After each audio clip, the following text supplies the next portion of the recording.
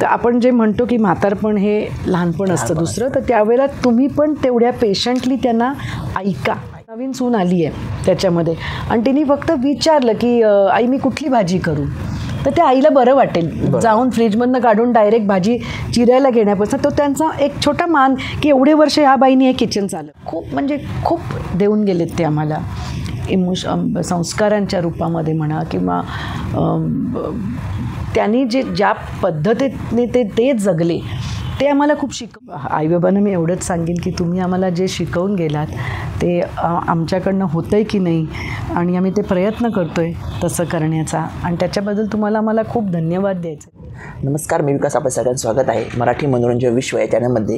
आणि 26 एप्रिलपासून एक नवा चित्रपट आपल्याला भेटायला येतो आहे. त्या चित्रपटाचं नाव आहे जुनं फर्निचर आणि त्यानिमित्ताने मेधा मॅडम आपल्यासोबत आहेत. तर सर्वप्रथम तुमचं खूप खूप स्वागत आहे. काय सांगशाल? नेहमीप्रमाणे सरांनी ऐन टायमिंगला तुम्हाला हा रोल दिला, पण तुम्ही ज्या पद्धतीने तो केला आहे ॲक्च्युली खरं तर ट्रेलर जेव्हा पाहिला तेव्हा तुमचे जे एक्सप्रेशन आहेत डोळ्यातले ते खरंच खूप बोलके आहेत, जे नटसम्राटमध्ये सुद्धा होते आणि यामध्ये सुद्धा होते. तर त्याबद्दल काय सांगाल?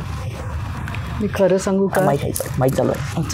अच्छा ओके हां. मी खरं सांगायचं तर म्हणजे मी अजूनही ते डायजेस्ट करते की मी ॲक्टिंग करते, कारण मी अजूनही स्वतःला ॲक्ट्रेस ह्या कॅटेगरीत समजत नाही. म्हणजे मी ॲक्टर्सना खूप जवळनं बघितलं आहे. मोठे मोठे ॲक्टर्स घरी येतात आमच्या सगळे किंवा आमचे फ्रेंड्स आहेत आणि ते जे ॲक्टर हे जे असतात ना ते वेगळे असतात.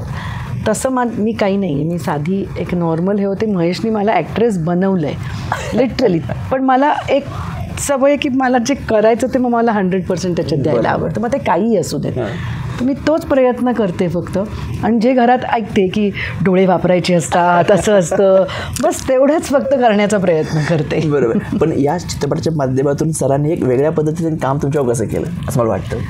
वेगळ्या पद्धतीचं असं नाही, म्हणजे मला माहिती नाही तुम्ही वेगळ्या पद्धतीचं म्हणजे थोडं करून घेते म्हणतात तुम्ही डोळ्यातून बोलणे म्हणा की हे नेहमीच करून सर घेतातच, मग ऐकलं तर आहे. तर या चित्रपटात कसं तुम्हाला केलं ते काम?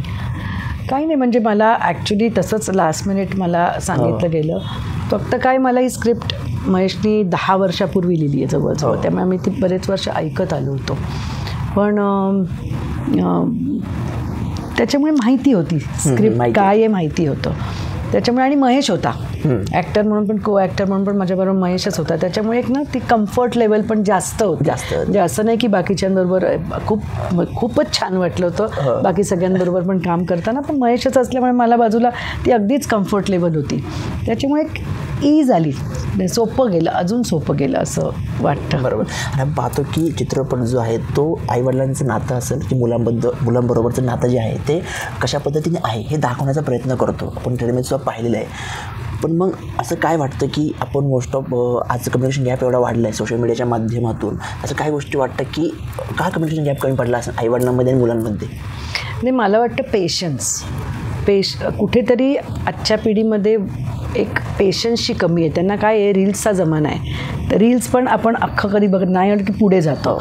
तो पेशन्स नाही आहे कुठल्याही गोष्टीमध्ये. एक ठहराव, पेशन्स हा कमी झाला आहे कुठेतरी. त्याच्यामुळे आणि तेच नात्यांमध्ये की म्हणजे हा पिक्चर अजिबात असा नाही आहे की कुठलं तरी कोणतरी एक मुलं आहेत जी आईवडिलांना खूप त्रास देत आहेत, छळत आहेत, आणि तो तसा पिक्चर आहे, तसा नाही आहे. ज्यांना आपल्याला वाटतं की आपण आईवडिलांना व्यवस्थित बघितलं आहे, त्यांचं व्यवस्थित करतो आहे, आपलं खूप प्रेम आहे आईवडिलांवरती, तरीसुद्धा आपल्या हातनं काही छोट्या छोट्या गोष्टी राहून जातात. त्यांना काय हवं, आपल्याला वाटतं की आपल्याला सगळं माहिती त्यांना काय पाहिजे, पण ॲक्च्युली त्यांना काही वेगळ्या गोष्टी हव्या असतात. त्याच्यावर भाष्य करणारा खरं हा सिनेमा आहे. तर त्यामुळे पेशन्स शेवटी काय असतं, तुम्ही लहान मुलं जेव्हा खेळत असतात आणि मोठी होत असतात, त्यामुळे आईवडील किती पेशन्स ठेवतात. तर आपण जे म्हणतो की म्हातारपण हे लहानपण असतं दुसरं, तर त्यावेळेला तुम्ही पण तेवढ्या पेशंटली त्यांना ऐका हेच. आणि बाकी छोट्या अजून पण बऱ्याच गोष्टी, पण ते तुम्ही पिक्चर बघूनच तुम्हाला त्या कळू शकते. पाहतो की लग्न होण्याच्या पूर्वी मुलाचं आईवडिलांशी असलेलं नातं हे वेगळ्या पद्धतीचं असतं. म्हणतो ना आपण की तो आई वडील सगळं करत असतो, पण आपण पाहतो की लग्न झाल्यानंतर मुलाचा काही स्वभाव बदलला जातो, किंवा ते म्हणलात की नाही का बायकोचा बैल झाला, असे बरेचसे समाजात बोललं जातं. तर हे कितपत खरं आहे, किंवा हे कशा तुम्ही कशा पद्धतीने पाहता? नाही, मला वाटतं बैल झाला नसतं, मला वाटतं त्या मुलाचं बॅलन्सिंग ॲक्ट असतो. कारण त्याला आईलाही खुश ठेवायचं असतं आणि त्याला त्याच्या बायकोलाही, कारण आता त्याला आयुष्य बायकोबरोबर काढायचं आहे, पण तेच त्याला आयुष्य जे काढायचं आहे बायकोबरोबर ते दिलं आहे या आईनी. त्याच्यामुळे हे जो बॅलन्सिंग ॲक्ट आहे ना, हा त्या मुलाला करायचा असतो आणि तो त्यांनी जर व्यवस्थित केला ना, तर मला नाही वाटत की काही म्हणजे प्रॉब्लेम्स होतील. आणि प्रत्येकाने, मला वाटतं हे जे नवीन पिढी त्यांनी जुन्या लोकांना पण जरा समजून घेतलं. आता एक छोट्या छोट्या गोष्टी असतात की एक किचन आहे आणि जर नवीन सून आली आहे त्याच्यामध्ये आणि तिने फक्त विचारलं की आई मी कुठली भाजी करू, तर त्या आईला बरं वाटेल. जाऊन फ्रीजमधनं काढून डायरेक्ट भाजी चिरायला घेण्यापासून तो त्यांचा एक छोटा मान की एवढे वर्ष ह्या बाईने हे किचन चालवलं आहे आणि आता सडनली येऊन तुम्ही टेक ओव्हर, ते तुमचंच होणार आहे नंतर. पण तिथे पेशन्स ठेवा, त्या बाईला प्रेमाने वागवा, तेवढंच तिला पाहिजे असतं की तो तिचा एवढे वर्षाचा मान आहे तोच तिला हवा असतो. किंवा जे किचन आहे ते तिचं विश्वास विश्वास आणि त्याच्या घरात तुम्ही जेव्हा एंटर करता तेव्हा कुठेतरी एक डायरेक्ट टेक ओव्हर करायला बघू नका. तुमचंच आहे ते, तुम्हीच पुढे म्हणजे तुम्हालाच ते चालवायचं आहे पुढे. पण त्यात त्यांना हळूहळू करून तुम्ही जर एंटर झालात तर ते जास्त प्रेमाने एंटर झाल्यासारखं होईल. आपण पाहतो की आपले आईवडील लहानपणापासून पण लग्न झालं तरी मुलाला शिकवत असतात किंवा मुलीला शिकवत असतात. तर अशा कोणते 3 शिकवण आहेत तुमच्या आईवडिलांनी तुम्हाला दिलेल्या की जे आज पण तुम्हाला आयुष्याच्या प्रत्येक टप्प्यावर महत्त्वाच्या वाटतात?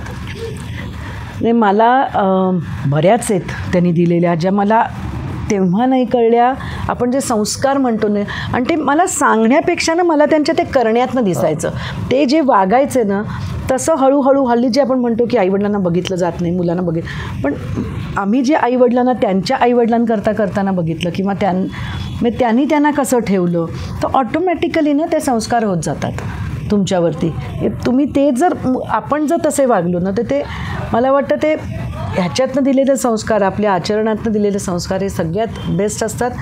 काही गोष्टी सांगून तुम्ही ते मुलं शेवटी ऐकतात, काय काय काय काय काय कटकट बंद कर म्हणतील आणि बास कर म्हणतील.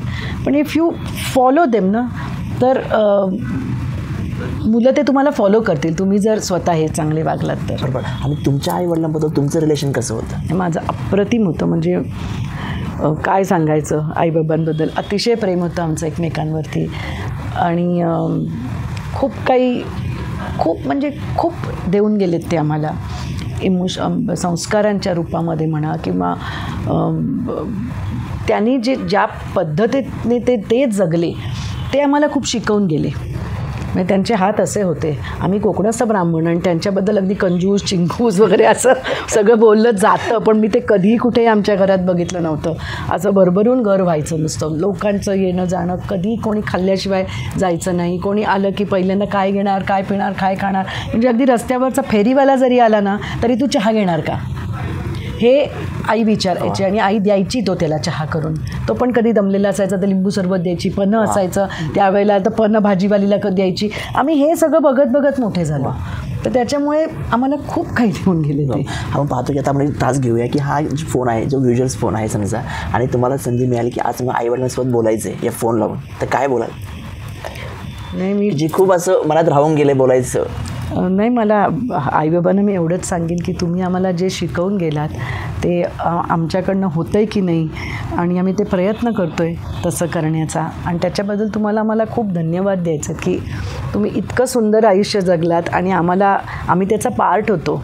आणि बाबा माझे त्यांचे कोचिंग क्लासेस होते आणि त्यांनी लाखो विद्यार्थ्यांना शिकवलं आहे. आणि आमच्याकडे कधी फोन काढते आता पण आमच्याकडे कधी ना बाबांचं एक असायचं की फी द्यायला पैसे असतील तर चोख फी घ्यायचे, पण जो विद्यार्थी त्याच्याकडे पैसे नाहीत त्याला त्यांनी कधीही विचारलं नाही फी देतोस का म्हणून, कधीही नाही. म्हणजे एक तर त्यांच्याकडे 1000 मुलं असतील तर त्यातली 250-300 मुलं ही फ्री असायची, जास्तही असतील, पण त्याचा कधी बिझनेस नाही केला त्यांनी विद्यादानाचा. बरोबर. तर आता प्रेक्षकांना चित्रपट पाहण्यासाठी काय आव्हान करशाल? नाही, जरूर पहा. म्हणजे हा अजिबात फक्त जुन्या फर्निचरसाठी पिक्चर नाही, हा तेवढाच नवीन फर्निचरसाठी आहे. तिथे कुठेही मुलाला निगेटिव्ह दाखवलेलं नाही आहे किंवा त्याच अगदी त्रास देणारा मुलगा वगैरे अजिबात दाखवलेलं. तुम्ही जरूर एकत्र बघून तुम्ही सिनेमा बघा, तुम्हाला खूप आवडेल आणि तुम्ही नक्की काहीतरी घरी घेऊन जाल या चित्रपटामधनं. आणि आय थिंक तुमचे आईवडील छोट्या छोट्या तुम्ही जे गोष्टी जर त्या करायला लागलात फॉलो, तर एक वेगळाच गोडवा तुमच्या घरामध्ये येईल.